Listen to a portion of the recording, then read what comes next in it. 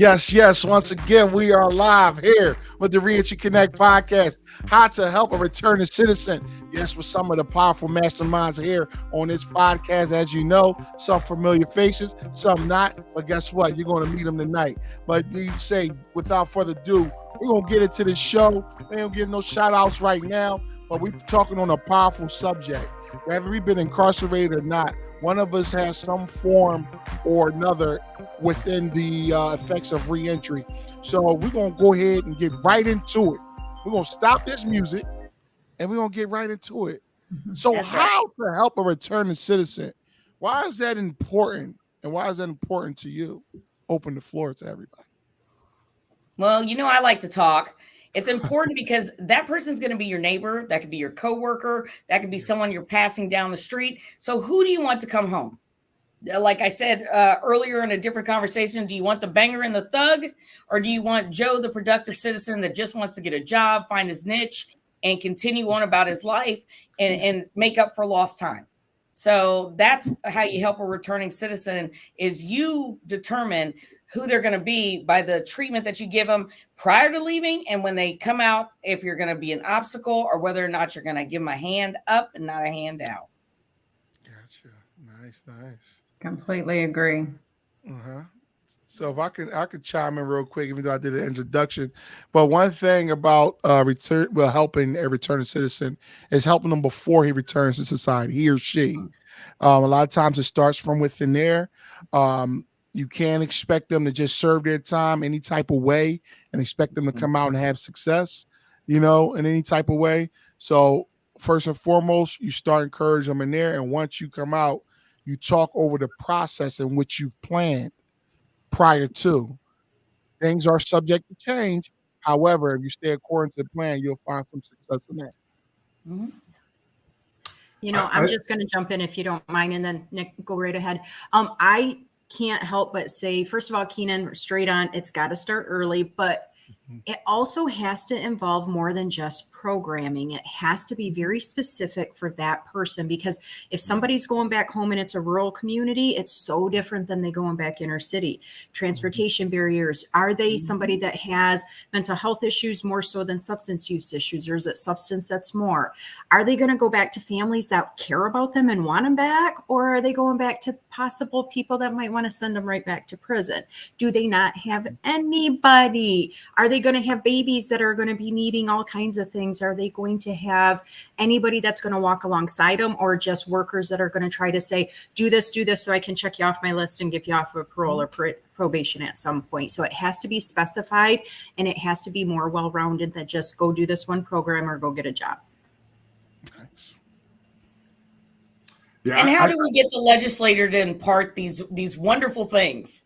How do we find more than one person who's in Detroit that can tell people what seems to be obvious? These are all obvious things. And we didn't really introduce ourselves, but Sheena, as she was talking, all I could think of is Sheena Eastburn and Joplin with a family that was not ready for her and she wasn't ready for them. Mm-hmm. I can't tell your story, but this is your time. I did 25 years. I was a juvenile when I went at the age 17. I came out at 42 with a family that was they were still the same family that I left, actually, and I had grown and matured and changed.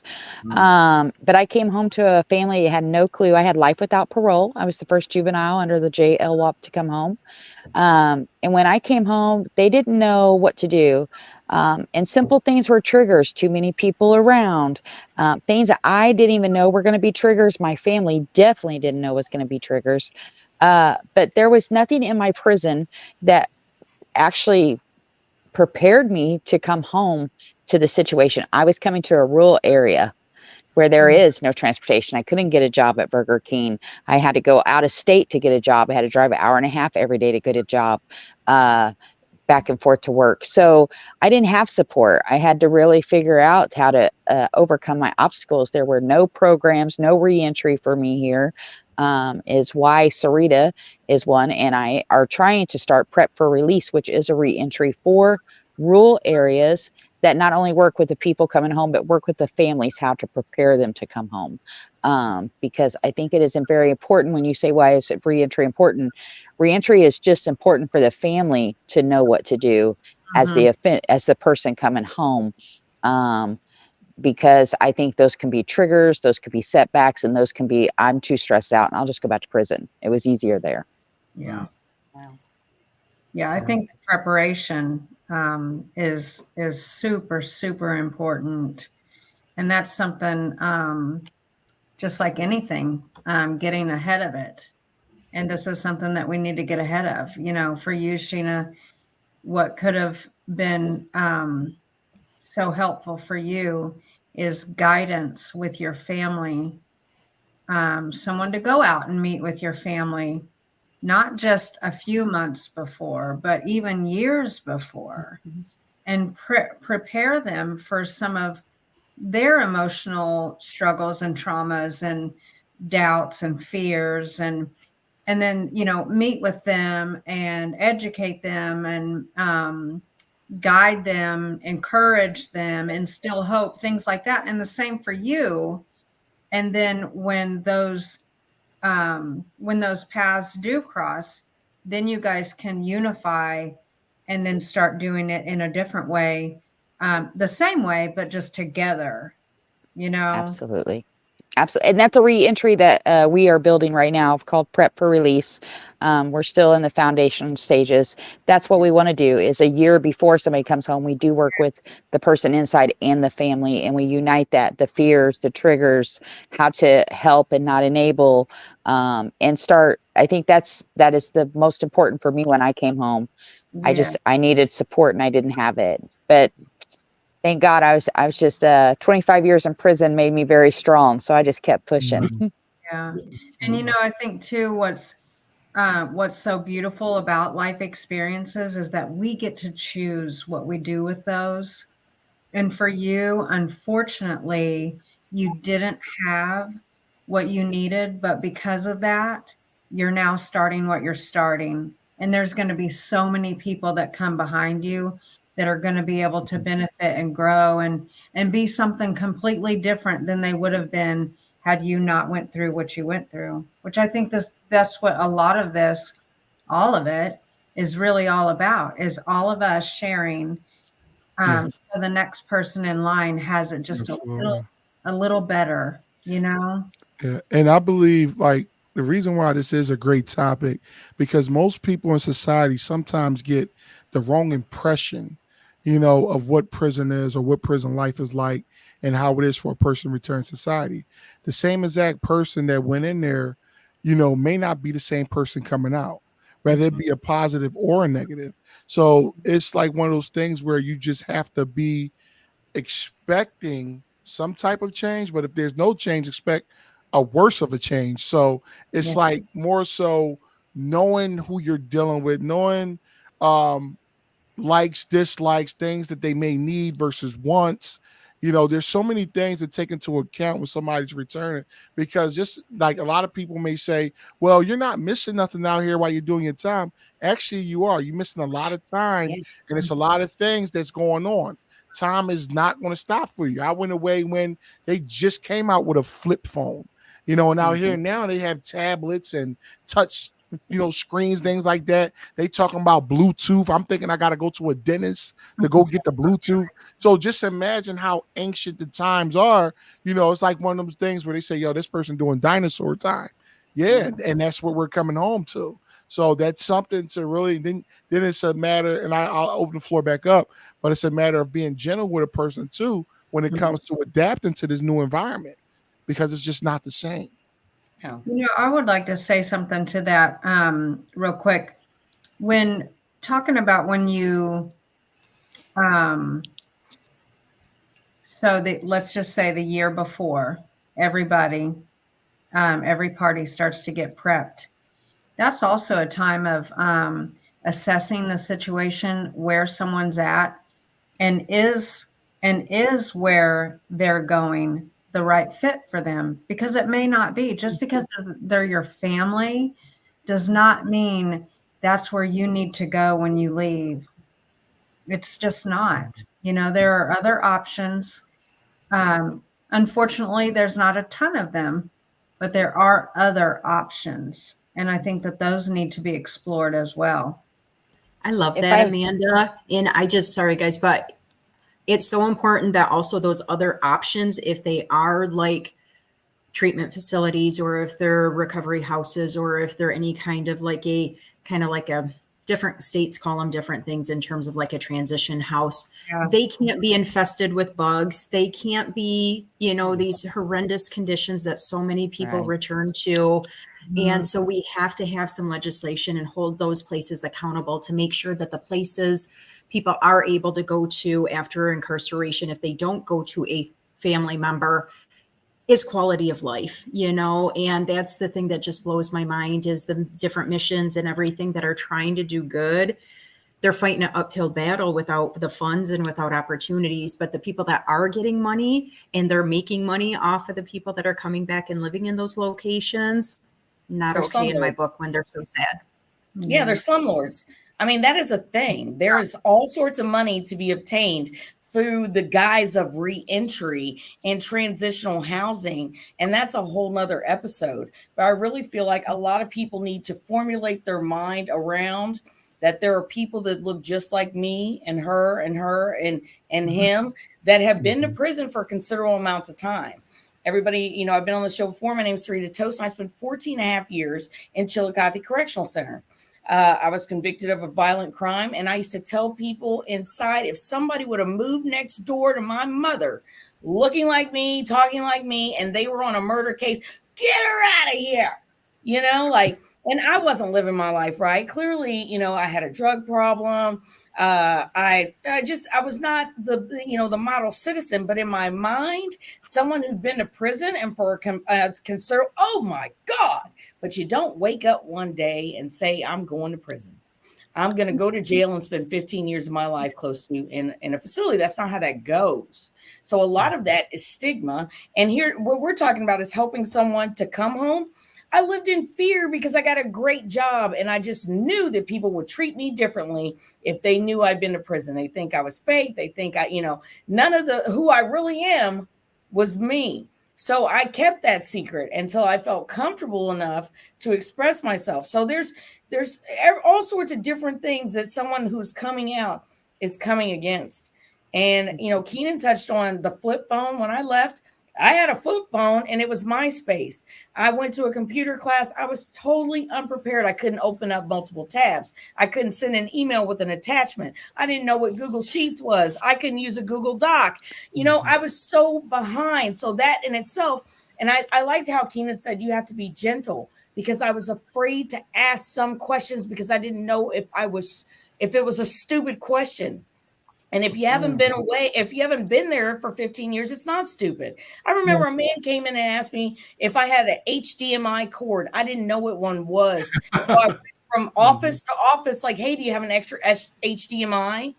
I was just I was struggling. It was a hard learning curve. On top of, I'm afraid that if I ask too many questions, they're going to wonder where I came from. They're going to wonder. Yeah. I mean, such great points to make, Sarita. And Keenan, this is why I think it's so amazing you doing this and then having all of us talk about these things, because it will take all of us to keep doing what we're doing, because people in the world will never know that we don't know what an HDMI cord is. We don't know. They don't know they even need to be gentle. Like my mother, she is somebody that would be gentle. She just doesn't even know she needs to be. So there are a lot of people in the world that would be if they knew. Right. A lot of people just don't know. And I like that Jackie, basically Maslow's hierarchy of needs. Everybody wants to talk about how do you get to that self-action? How do you function as a person out here? But you've got to know that you have something to eat. You have a place to stay. You know that your mental health is being taken into account. You're not being bullied. You've been maybe, in a 4-man room. You were the fourth man. There was times, you're worried about your safety. So we can't go out and not have our safety taken care of, not have our housing taken care of, and have it be adequate housing. You Mhm. should feel good. I wanted to come out and I made sure I felt just as good as anybody else. And then I saw I hit my tech and I put up a good front. But let me tell you, I was stressed to the gill. I remember sleepwalking. I woke up in my kitchen with a laptop trying to send an email. True story. True story. I talk in my sleep. And people were like, oh my God, Sarita, you were trying to answer the phone. I can't even take a nap when I'm just stressed out about this administrative coordinator job that I was underqualified for. And I swear, some days I got by on having a nice smile and being well dressed. I swear that was it. I looked the part. Nick, where you at, Nick? We trying to hear from Nick. What's going on over there? Well, so no, great conversation. There's just a lot of thoughts coming to my mind. I think a lot of it has to do with how people really think, right?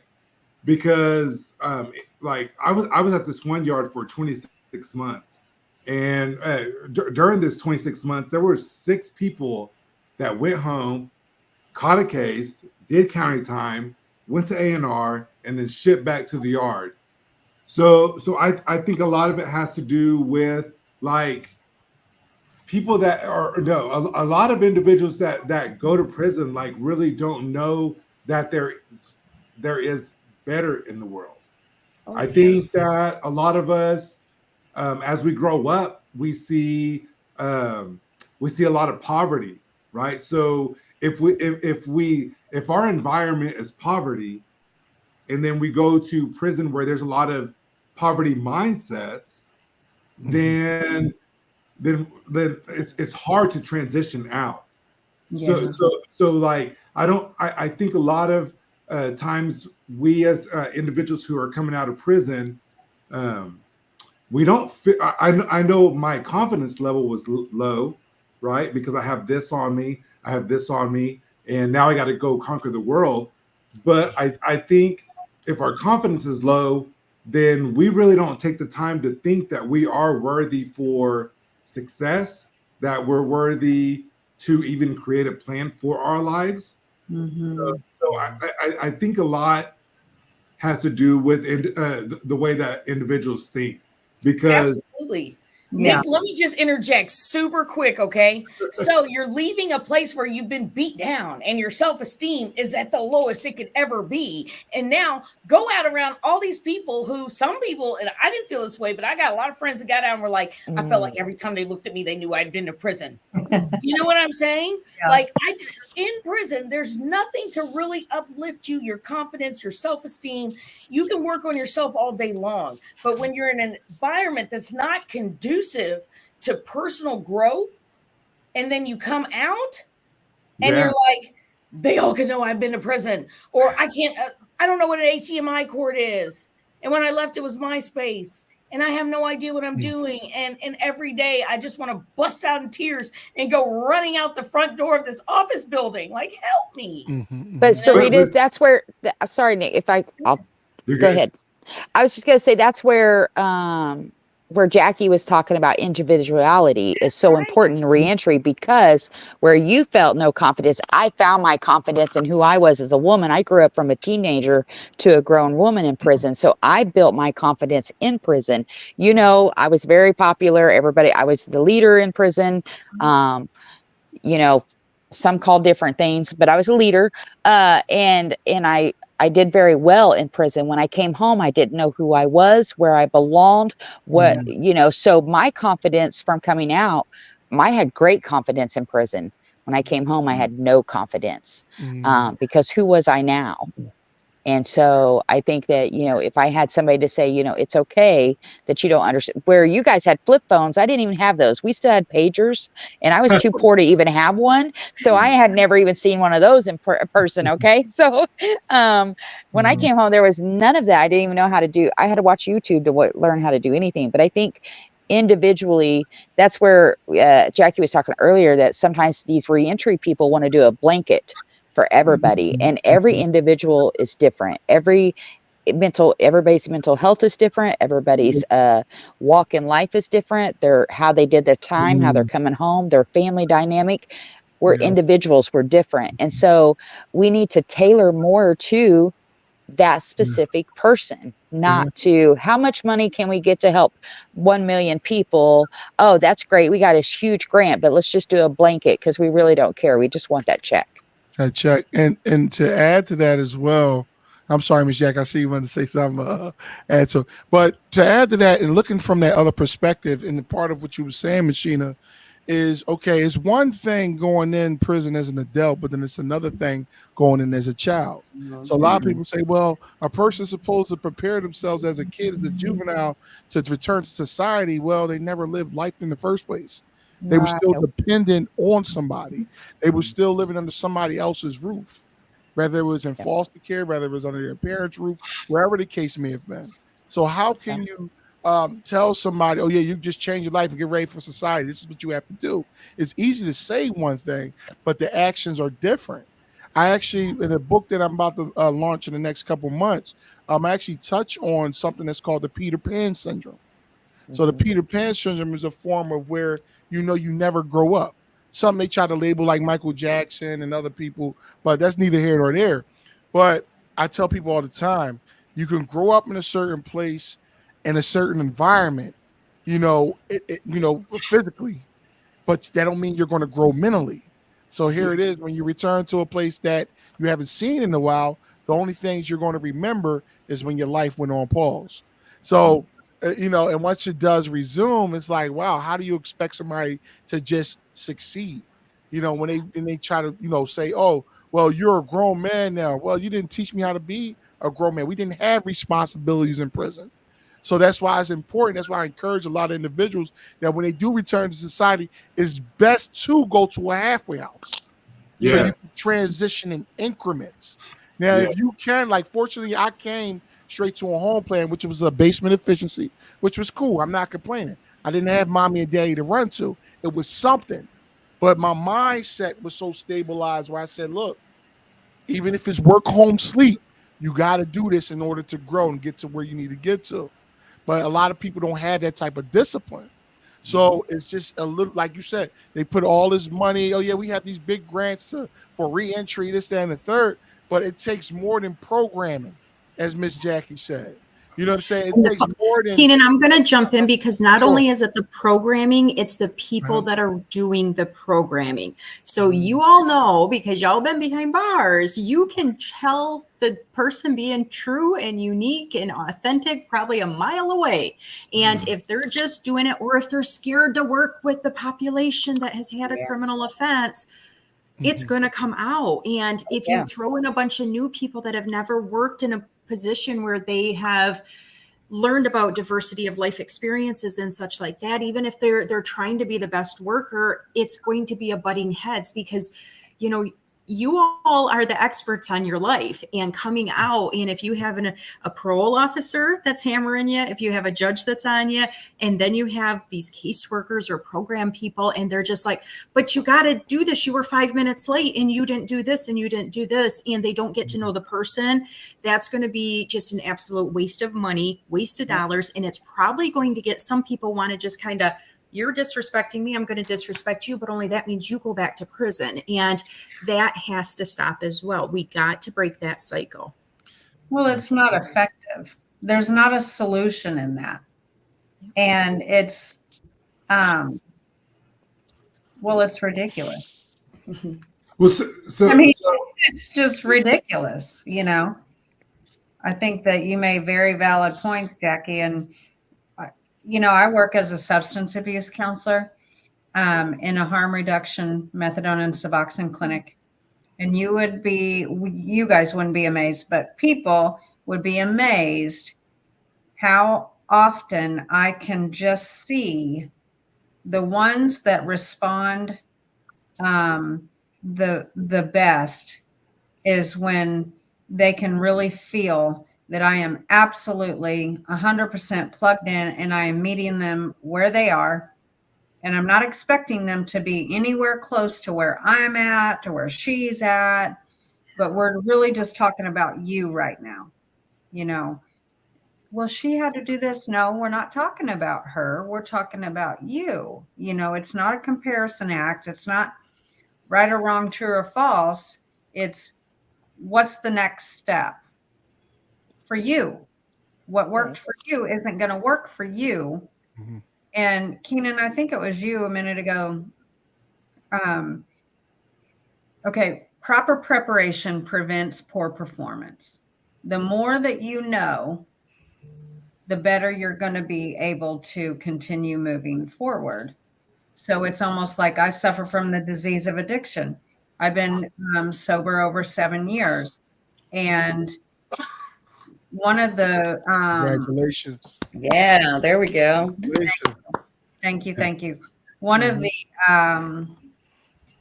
of the main reasons why I was able to overcome a lot of the things that I have is because I was able to understand their neurological effects, what the disease actually is, what happens to your brain. All of those things made sense to me. And that's why not everybody recovers the same. Just like not everybody is going to come out and become successful the same, get their feet on solid ground. It's not going to happen the same across the board. Yeah. For me, that's what worked. And one person's success and what that looks like is not the same as someone else's. And and let's just tie it all around and make it cyclical. We're all human beings. Exactly. We're all different. But just because I've been to the penitentiary and I came home, don't take my humanity. Don't take my humanity. The transitional halfway house with roaches. I didn't grow up with roaches. And if I did, this should be my opportunity to start over. Right. Like and here's another thing. I remember I came to a transitional house here and they tried to stock it with food, and there were ramen noodles. So I was really, I was the ambassador for this program. So this woman came and she's like, well, I really hope you like all the stuff. I said, hey, you can take these with you. I never want to see a ramen noodle again in my life. Okay. Like I'm a little bit above the ramen noodles at this point. You know what I'm saying? However, it's just little things like that. I'm a human being and I want to be treated as such. And I don't know how ramen noodles came into play, but she wasn't sensitive. She wasn't being sensitive. I'm curious, maybe a question for Nick. What was it? You said you came home 14 years ago, right? Right. So what's the difference in the reentry you think today from then? Do you think it's better, worse? Just curious question. So what I know, like in the state of Oklahoma, an individual when he's released or he or she is released, they have that 85% chance of returning back to prison. Mm-hmm. But I think it goes way back because, and especially what Jackie was saying that, 95% of us, prison or free, we drift through life. I believe that there's so many of us that just accept circumstances, and not only accepts them, but this is what it is. But so that's my my passion is that just having individuals start thinking for themselves, right? Like we're God's highest form of creation. We have intellect. We don't operate in instinct, right? So we are humans. We are to use our minds and think.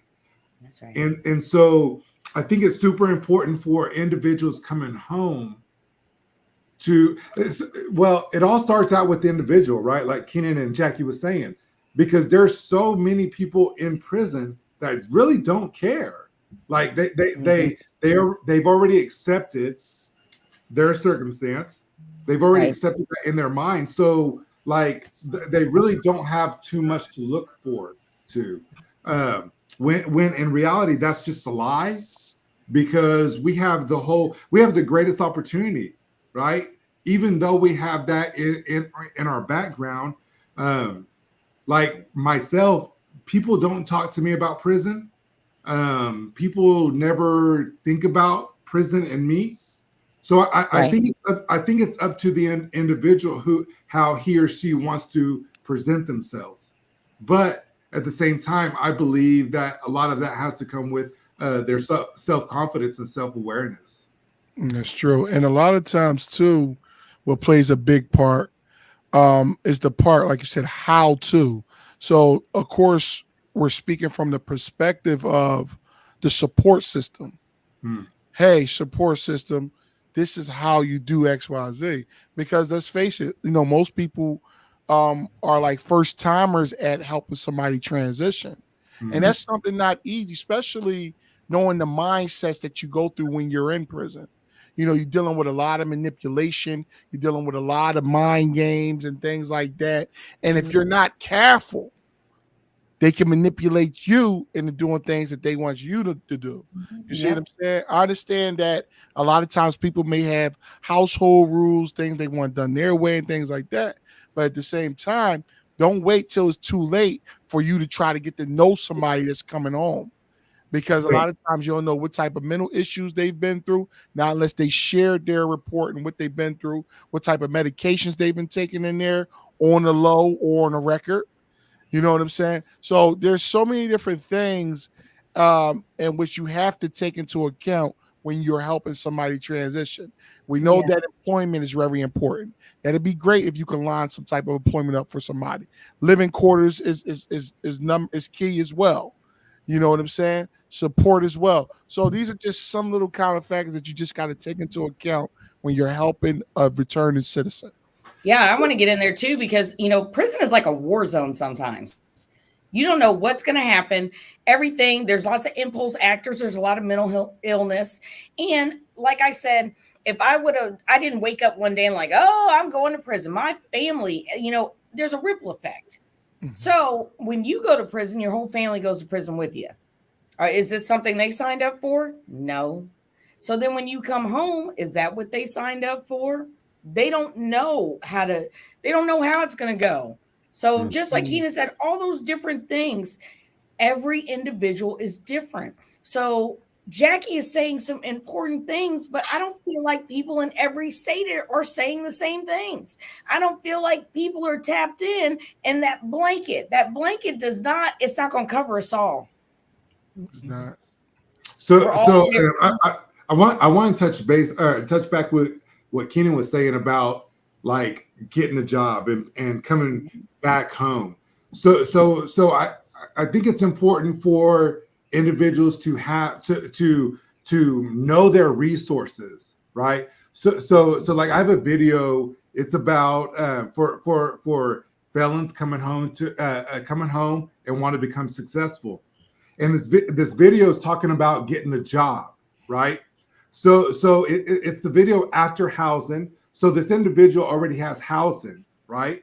So wherever you're housed at, map out, right? Map out within 5 mile radius areas where you can go apply at, right? So in this video, in this lesson, I'm talking about make a list of 10 places where you can go apply at, right? Go apply online, go to the library or to someone's home where it has internet, apply on all these 10 places. Then the following day, remember, we're talking about a 5 mile radius, so we can catch a bus, we can ride a bike, or we can walk. So the second day, after applying all those 10 places, go back and follow up.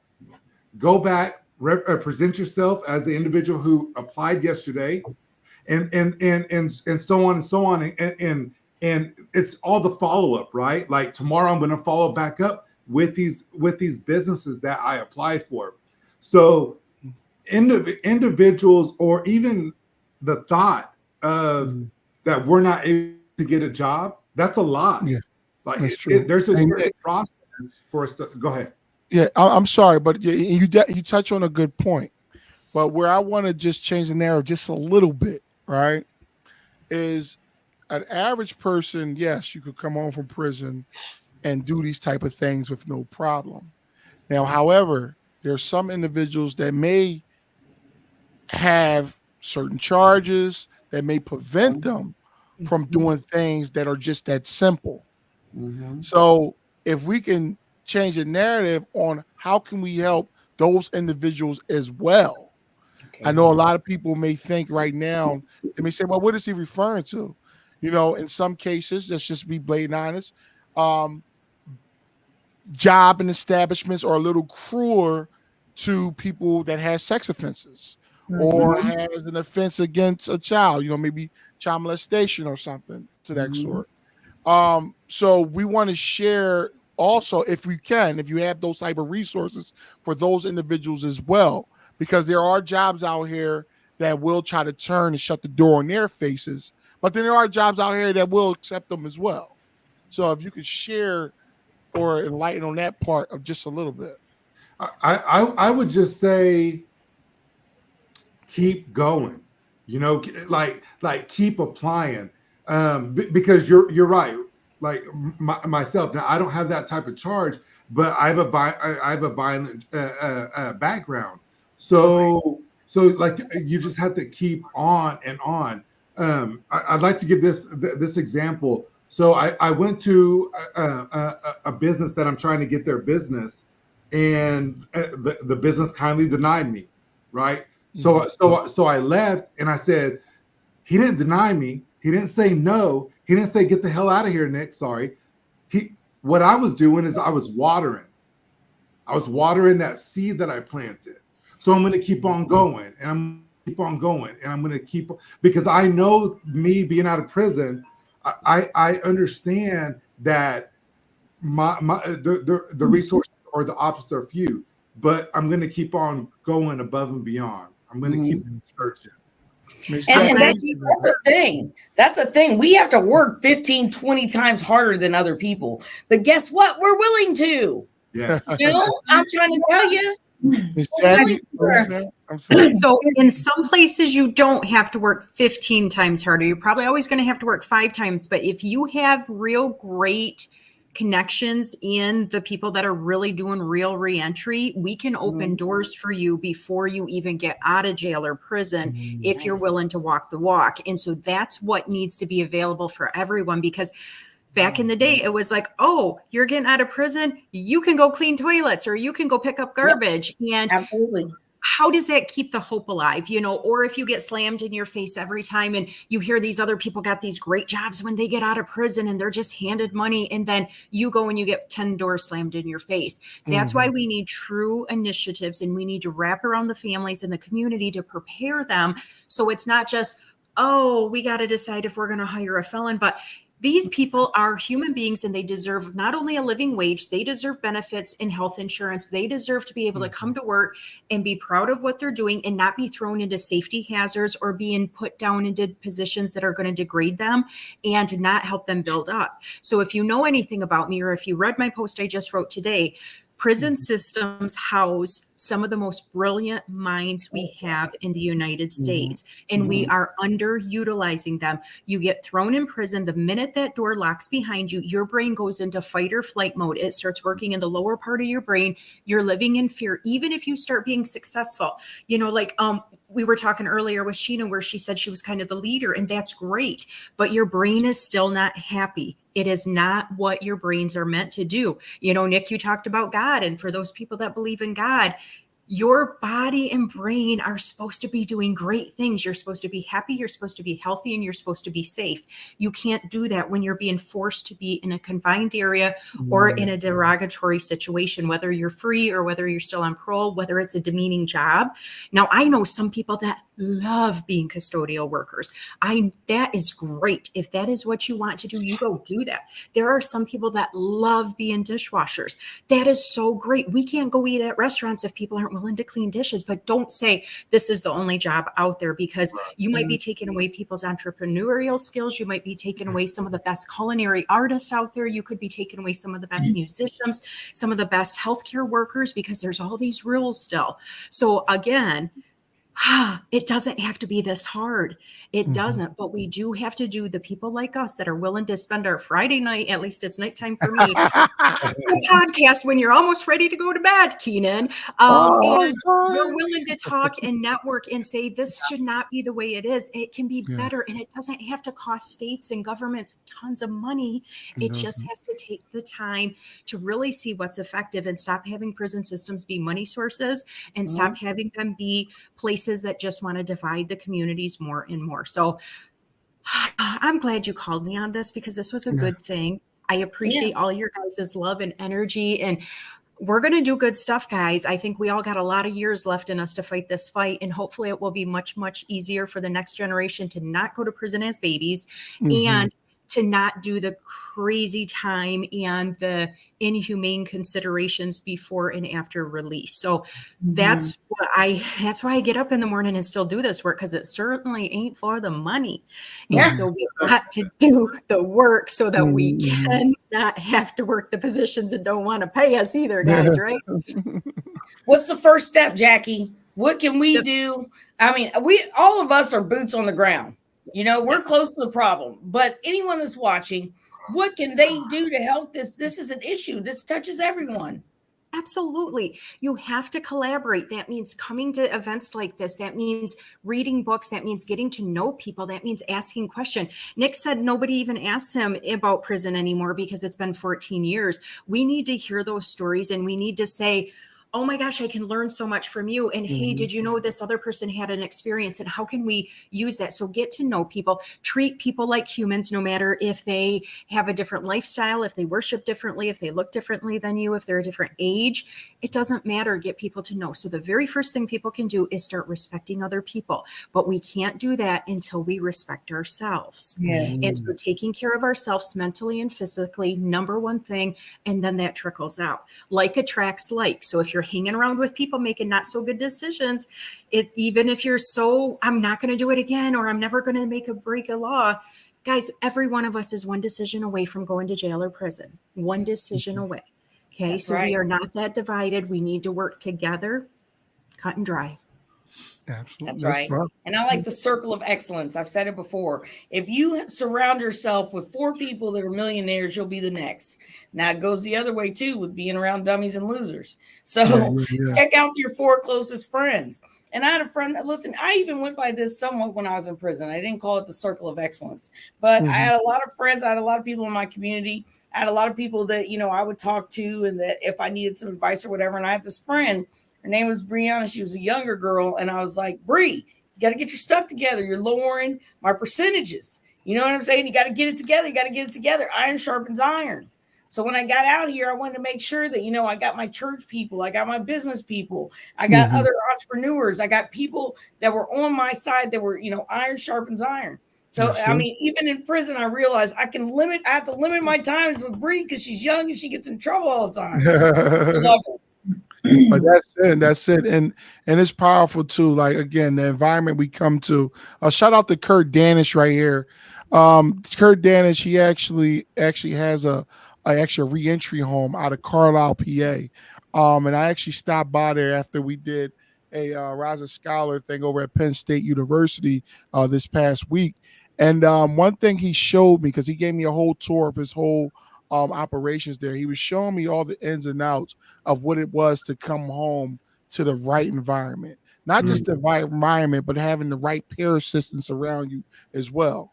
As you said, people shouldn't be just in these positions just to say, oh yeah, look what I have.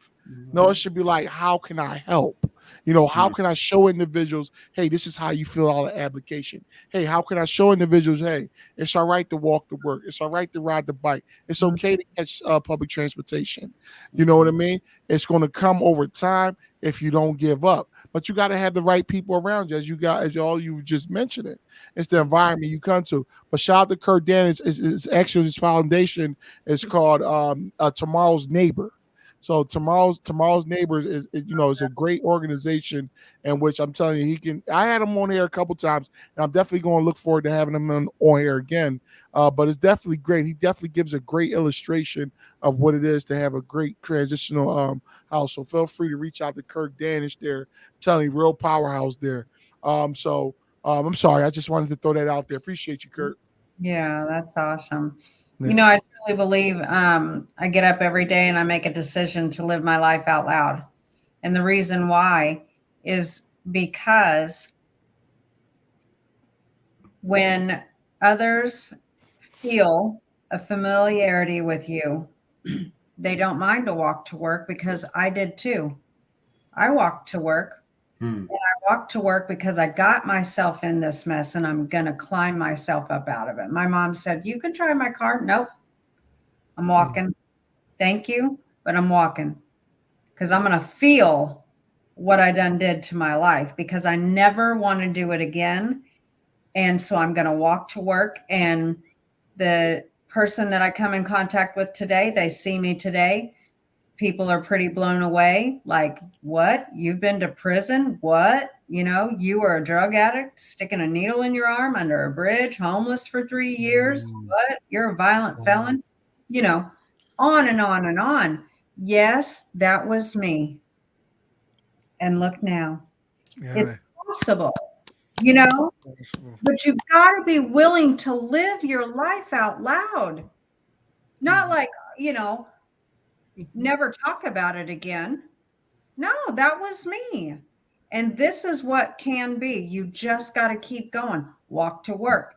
Take this job until you can get a better one. It's, you know, the way that you choose to see things, internalize them. If 10 doors get shut in your face, guess what? It is only happening for you, not to you. That's right. For you. Because if you would have been given this over here, guess what? What the greatest thing that's for you would have never reached you had those doors shut in your face. Firm believer. To see it that way. Powerful. And the only way to see it that way is for people like you and I that already know this to point it out. And it's real profound because a lot of, again, going back to the individual that's looking or seeking advice of how to help a returning citizen. Remember, giving a returning citizen everything they need is not the way. No. Because if you give them everything, whether you give them the money, you give them the car, you give them the house and things like that, they're not going to learn to appreciate anything. They're not going to learn how to earn anything. If you give a person everything, they won't know responsibility. We just came from an environment where we didn't have to pay bills. You know, our biggest expense probably was the cable bill, or if we went to commissary, depending on what money we spent there. But again, giving them, because when they don't start appreciating things, what's going to happen is when you do run out of something and you do say no, then they're going to cop an attitude with you. So you have to let them earn these things. It's okay to help and guide, you know, and show them certain ways, but just giving it to them is not going to work. Keenan, you're already working on getting you a transitional house. And it's absolutely. And hopefully by the end of this year. And again, if you know, because remember, I always say this to people all the time, that rock bottom is going to teach you lessons that the mountaintop won't. So sometimes you're going to have to go through those things, you know, in order to understand what it is to be up top. Because I'm glad, like the things that I've been through, you know, like I say, even from the walking to work to buying my first 1999 Chevy Lumina, you know, and I was wearing suits and ties as a musician to go, you know, playing that. I mean, people laughed at me, but I knew that it was going to get better over time. Yeah. You know, I knew that the job where I was working 725, it was going to get better over time. And it did. Like I said, because it doubled, tripled, and went to, you know, to extremes. And it was like, wow, I really stayed focused. But that's what it is. Always stay focused. Yes. Right. And I think a lot has it, well, from being a man, right? A man, most men have been gone so long that they want to come home and think that everything's going to be easy, that they're going to make up for time. They're going to everything, right? That things will be easy. And then when they find out the truth that it's not as easy as they had thought, that's when men start to, that's when we start to backslide. That's when we go back to the same neighborhoods or the same people that we were hanging around with. But I you know, one thing that I always try to impress into individuals who coming home is like straight up, like, first, I recommend that you don't have no relationship with a female. I'm talking to men, because how are you going to have a relationship with a female when you don't even have anyways? So like no relationship with the female, and when in their first year, not to expect to make money.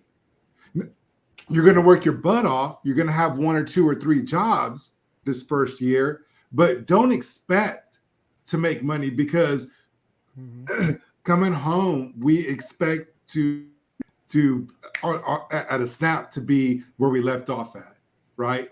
But whenever these things don't happen, then it lowers our self-confidence. And so yeah, I mean, like, go ahead. I just want to jump in there because I did a lot of time with people coming in and out.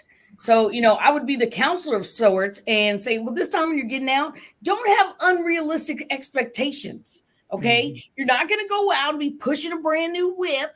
You're not going to have a wardrobe. You know what? You got to be willing to work at a temp service. You got to be willing to do whatever it takes to get to the next step. But when you leave out with these unrealistic expectations, you're setting yourself up for failure.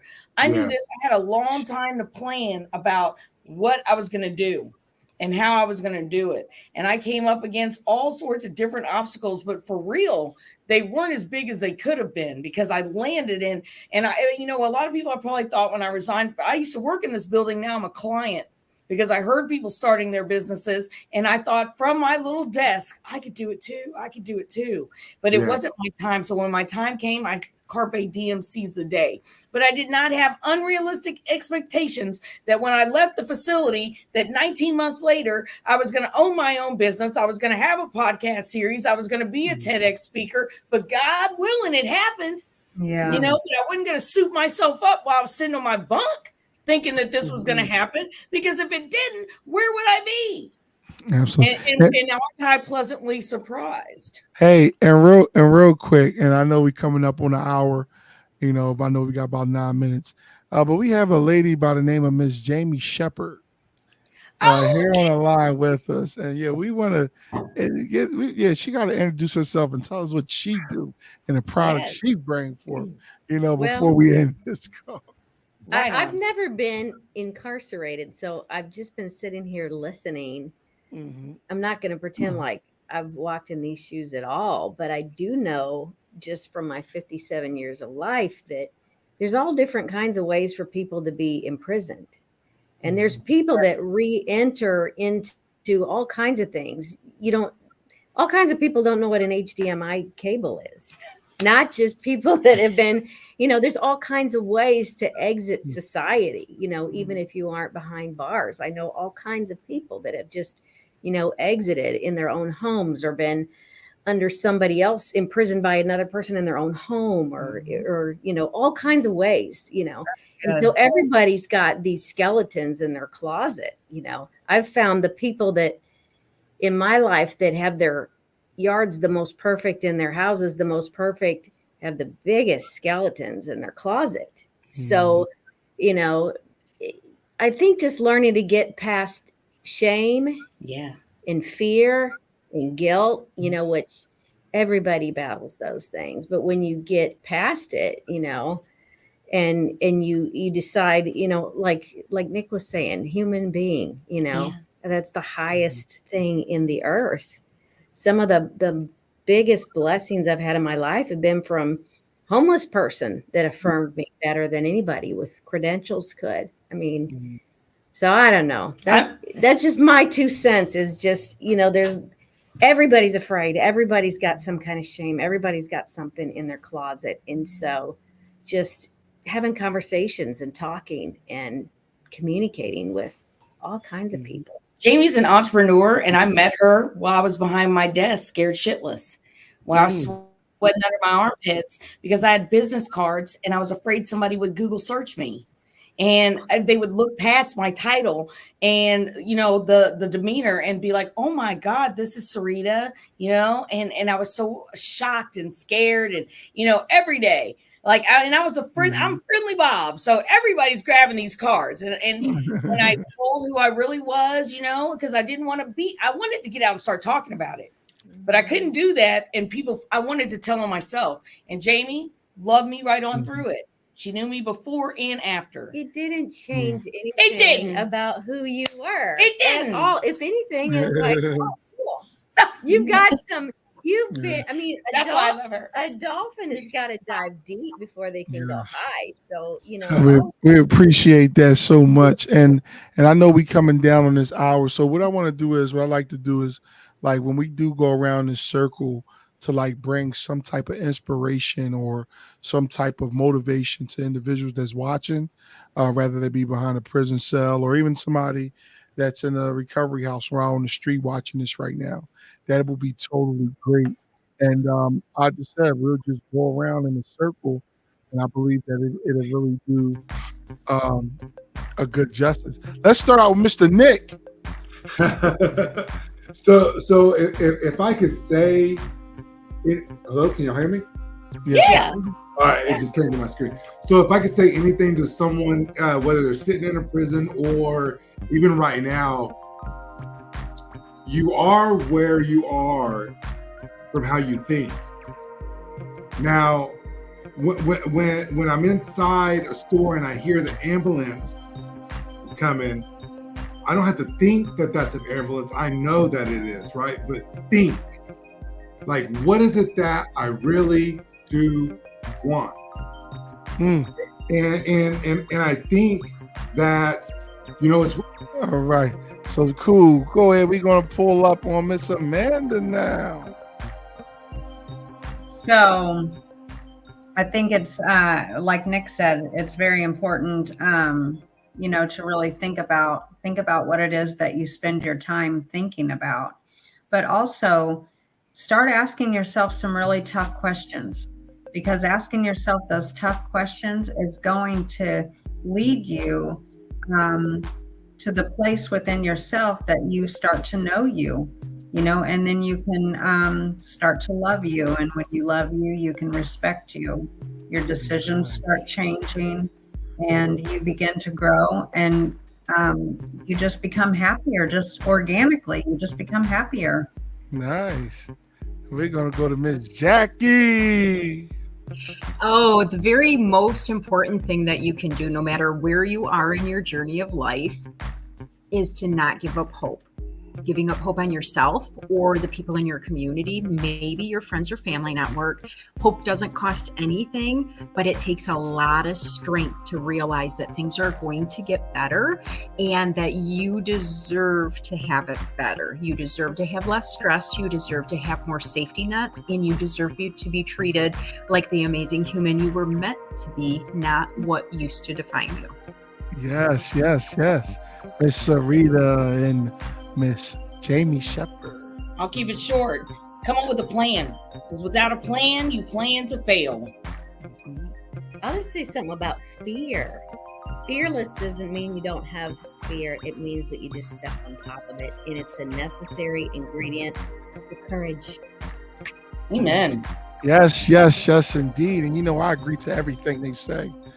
But we always remember that it's going to start with you. Your mindset is going to have to change in order to get to where you want to get. And we appreciate everybody tuning in tonight. We know that it was the most powerful thing on the planet to have this. Yes, we're waving by. But without further ado, I got to give a couple little shout outs. Shout out to Mr. Mel Wells, One Day at a Time, here in the city of Philadelphia.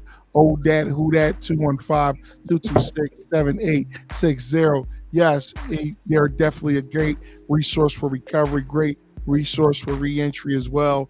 Any type of resources, please feel free to reach out to them.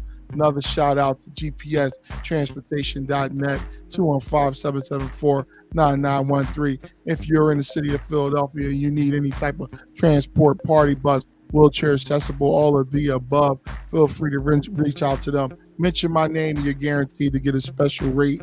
And I know that we've been on here long enough, and we appreciate everybody. I really do appreciate the panelists for coming, Miss Jackie, Miss Sarita, Miss Jamie, Miss Amanda, Mr. Nick. This definitely was a powerful discussion. So look forward to seeing these things on Reels, all over different platforms. Always remember to tune in. This thing is aired Facebook, Instagram, LinkedIn, YouTube, Twitter, Twitch.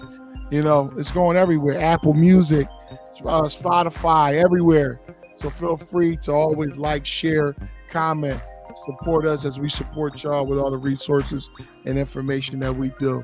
So without further ado, everybody have a good night. And until next time, peace. Reentry Connect Podcast.